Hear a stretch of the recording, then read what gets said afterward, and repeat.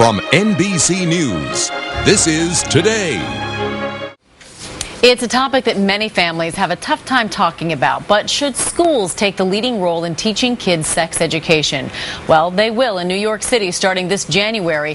While some parents applaud the decision, others say it has no place in the classroom. Let's talk about sex, baby.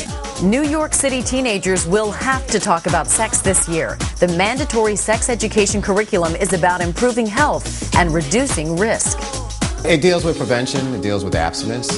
Among New Yorkers, there is widespread support for sex education in schools, 81% in a recent survey. If they're engaging in risky behavior, if they're engaging in sex, if they contract sexually transmitted diseases, they're at higher risk of contracting other diseases, and therefore they won't be in our school system. The plan would allow families to opt out of some parts of the curriculum, like condom distribution and demonstrations. But there is criticism from some parents who say the Department of Education hasn't given them enough information. In order to make that decision, you have to know what the curriculum is. And I have not seen yet from the Department of Education a full-fledged effort to share with parents what it is that we're actually going to get.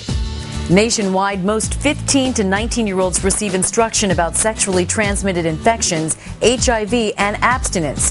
But 1/3 of teens do not receive instruction about contraception. Though teen birth rates in the U.S. have declined, in 2009, more than 400,000 teens gave birth.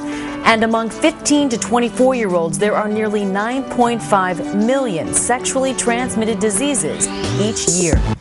Despite the lack of mandatory classes, New York high schools have handed out condoms for 2 decades.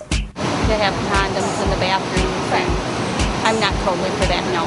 The risks are greater than ever. Now educators want to make sure students are getting the information, and not just in New York. The District of Columbia plans to add sex ed questions to its standardized tests in April.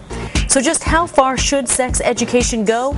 Some educators seem to be saying they'll go as far as it takes. And with us now is Dana Points, editor-in-chief of Parents Magazine. Dana, good morning. Good morning. And you say this mandate should be seen as a helpful tool in parenting. Yes, I think you asked a question at the beginning of this segment, which was, should the schools be taking the lead? And the answer is the schools shouldn't be taking the lead. The schools should really be your partner, and it's your job as the parent to take the lead. Right. You say that this should not be a substitute for parents. Okay, great. I don't have to have that awkward birds and bees discussion with my kids. That still needs to happen. If anything, this is an invitation to you as the parent to open the discussion. Just because your child is not talking, and we know especially with adolescents, like they often shut down, they don't want to talk, but you really want to have an open conversation with your child. How do you begin the conversation? Well, I would say if you know that a lesson is being taught, and nationwide that's not necessarily happening, you could ask your kid what they learned in school.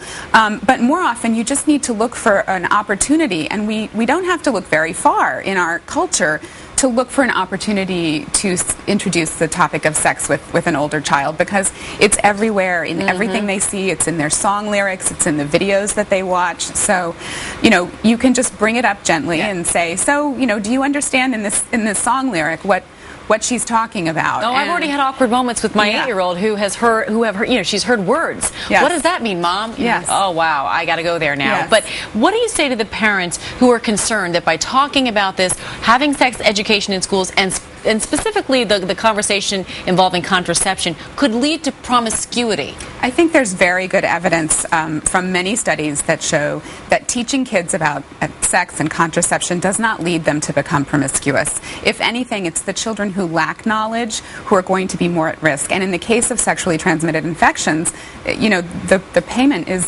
potentially death. It's really disturbing. And the concern, though, among some parents, the younger age middle school students, will they even be able to grasp the concept of birth control or condom use? Well, the middle schoolers, the kids who are around 11 years old in this program, will be taught about puberty and basic information. So I think it's going to be an age-appropriate curriculum, and that's what you need to be looking for nationwide. And this education really has to start much earlier. If your child is in the classroom and is 11 years old, and this is the first they're hearing from an adult who is knowledgeable, it should have started because earlier. Kids talk, let's be honest, and that's Kids a lot talk. of what I've been dealing with, Yes. too. Kids are talking to each other. Better to have an adult be a part of that conversation than just have kids talk to each other. Yes. These classes are going to be taught co-ed. I have a very distinct memory.